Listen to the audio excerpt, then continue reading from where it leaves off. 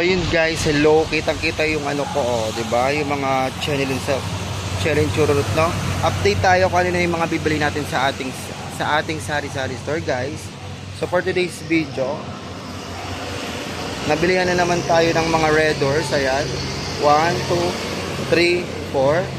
So yun yung mga bibili natin. Ito yung mga wala na namang mga laman, ayan guys. So inaantay ko na lang si kuya pa-deliver kasi ang mabenta talaga dito guys itong mga ganito. Yan, update tayo. So bibili natin Cloud9, ayan tapos na yung Cloud9 guys. Malinaw talaga ng camera na to. Sa mga Alfonso meron pa mga Delata. Yung mga Delata ko talaga guys, hindi talaga siya masyadong fast moving guys. At ang mga Sitcheria ko, ayan, fast moving ubos na ayan, talagang pag month ng December guys is mabenta na talaga guys. Ayun ang bibilihin natin, bibili natin ng Sitcheria, tapos yung mga tigpipis piso 3 dos ko na mga ayun bilihin natin. Sa mga sigarilyo okay pa ako guys. Sa mga toys guys, nabilihan tayo, ayan. Yan, sakto yun hanggang December guys. Kape na black, wala na tayo, ayan. Sa mga drinks, ayun lang naman guys yung ating mga wala. Update tayo. Tapos yung those days, nandito na ako maglilista-lista sa video. Ayan si Jopay, ayan. Ayan guys, ito yung harapan ng tindahan. Ayan diba?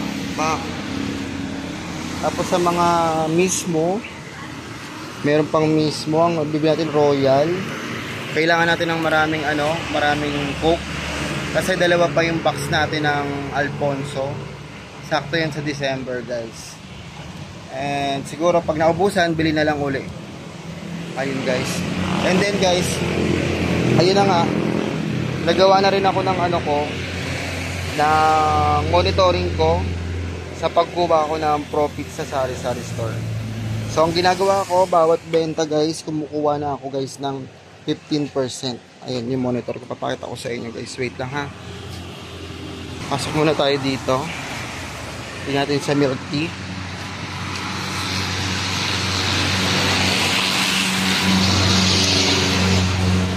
Huli para yan. Ayun sa milk tea yan. Ayun pa rin, still vlogging lang para makita ka sa vlog. Kung ano ba nga. Ayan si Anton, tagabantay dito. Siya ang masugid na tagabantay. Bumili na kayo dito kung malapit lang kayo ng Titan or Duck. Yan yung mga presyo. So yun na nga, ituturo ko sa inyo guys.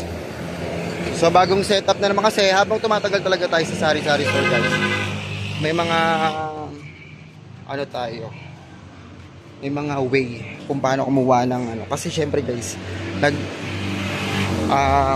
nag-chat na yung yung inutangan natin. December due date na natin guys. So ito yung record ko, papakita ko sa inyo. So expenses nga agad guys, malaki na agad yung expenses. Kaya dapat naka-ready kayo.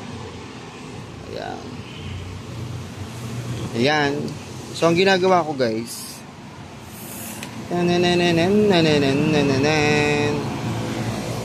kitang-kita yung mga tigyawat ko guys. Walang daya, pero okay lang yan. Vlog is vlog. Ayun na agad yung expenses ko guys. Oh my god, umabot na agad ng 8,794. Diba? Kabog. Tapos ito yung ginagawa ko guys. Ayan. So ayan lang, diba? Nakita nyo ang sales ko araw-araw, ayan. Pero kasi minsan guys, nakaka 4K, nakaka 5K. So ang ginagawa ko dyan guys, ayan. So yung 15% guys, kinukuha ko na yan pag may benta na. Kunyari, bumenta ako ng 2,540. Yan, 2,540 guys. 2,540 times 15%. So may 381 ako. Ayan. Yung 381 na yan guys, tinatago ko na yan. Para sa mga bayarin ko sa utang. Diba? Ganun guys. Kasi matitira na yan guys sa isang buwan, savings ko na yun. So nagigets nyo guys. Ganun yung ginagawa ko. Diba? Ganun lang. And then hindi na pag nakita ko na expenses ko 8,000 na. My god, ayan o, 8,000 na guys. Pipigilan ko muna yung sarili ko kasi last day nakaano ko 16,000 kasi may mga bayarin kasi ako guys. Ayan o, total ko 16,000 o, diba? Pero okay naman kasi ang napasok naman na pera sa sari-sari store is mabot din siya ng 61,000 guys. Ayan, ito yung sales report ko sa inyo guys. Ganyan lang ang rotation. Syempre ma-minus mo pa yung mga expenses mo doon, no? Kailangan talaga guys. Ayun, no? Ay, di ba mga foods yan, dami, Diyos ko. Kakaloka. So, okay lang yan kasi para ma-monitor ko. Pero okay naman kasi sa loob naman ng isang buwan, nakakaano tayo guys. Itong buwan ng November ko naka 61k, tama ba? O tama, 61k. Kaya nililista ko yun guys para ma-monitor nyo. So sa December naman meron tayong 31 days. No? Antabayanan natin. So ganun na yung bagong proseso ko guys ha. Yan.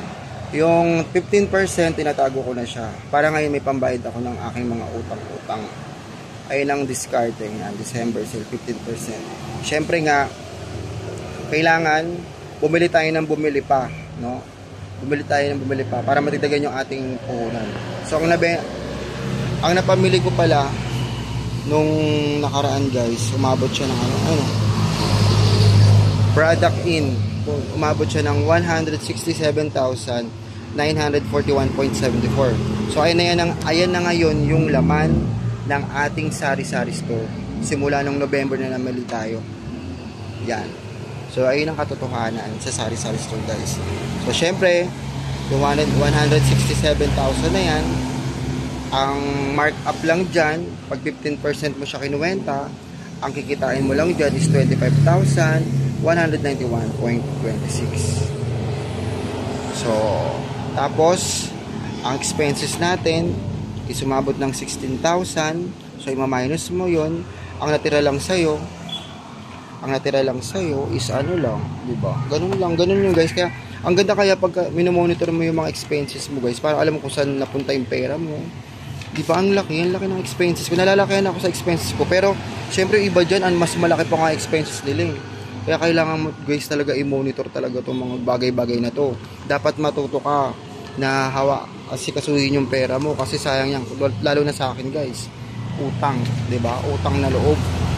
Minus 16,471. So, may savings pa tayo na 8,000. Savings natin yan guys. Pero yung 8,000 yan guys, sinasabi ko nga sa inyo, pinamili ko uli, no? So, hindi rin talaga ako nag-iimpok ng pera, no? Ng pera talaga. Hindi ako nag-iimpok ng pera sa ano ko dito. Binibili ko rin talaga guys.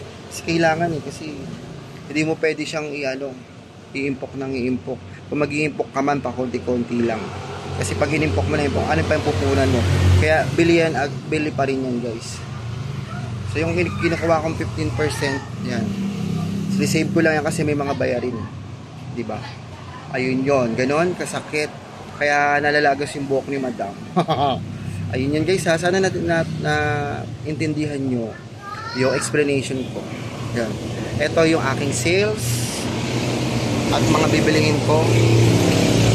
Mga plano pang bibilihin ko sa aking hardware. Okay guys, thank you for watching. Please like, share, and subscribe my YouTube channel para updated ka sa mga bago kong video. Bye bye guys. At tayo'y bantay-bantay. Bye bye guys.